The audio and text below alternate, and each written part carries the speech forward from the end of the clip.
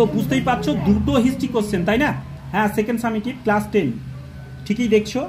দেখো প্রশ্ন প্যাটার্ন লক্ষ্য করো, আর উত্তরের কথা ভাবছো, উত্তর কিন্তু এখন করে দেওয়ার আর সময় পাচ্ছি না, যেহেতু প্রত্যেকটা ক্লাস একটার পর একটা ক্লাস চলছে এখন, তাই তোমাদেরই নিজের ঠিক করতে হবে উত্তর কোনগুলো হবে। বরং বড় কোশ্চেনগুলো প্যাটার্ন লক্ষ্য করো, কেমন প্রশ্ন, এটা কিন্তু সুন্দর একটা আদর্শ প্রশ্ন, অর্থাৎ ফাইনালে কিন্তু এই রকম স্টেপ অনুযায়ী তোমাদের প্রশ্ন থাকবে।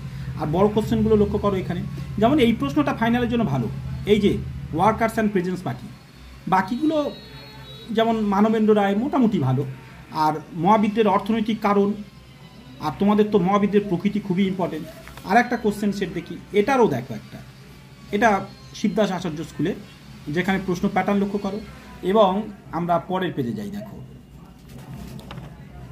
লক্ষ্য করো এইখানে যেমন মহাবিদ্যের প্রকৃতি বা চরিত্র একই ব্যাপার, আর এখান থেকে তোমাদের জন্য ইম্পর্টেন্ট, দেখো এই একই জিনিস পড়েছে না, ওয়ার্কার্স অ্যান্ড প্রেজেন্স পার্টি, এটা সব জায়গায় ইম্পর্টেন্ট এখন হচ্ছে এটা। আর আর দুটো আছে, একটা লেখায় ও রেখায় রবীন্দ্রনাথ ঠাকুরের যে চিন্তা ভাবনা, বা এর জীবন আর একটা আছে শান্তিনিকেতন ভাবনা, এইগুলো সাধারণত দিয়ে দেয়।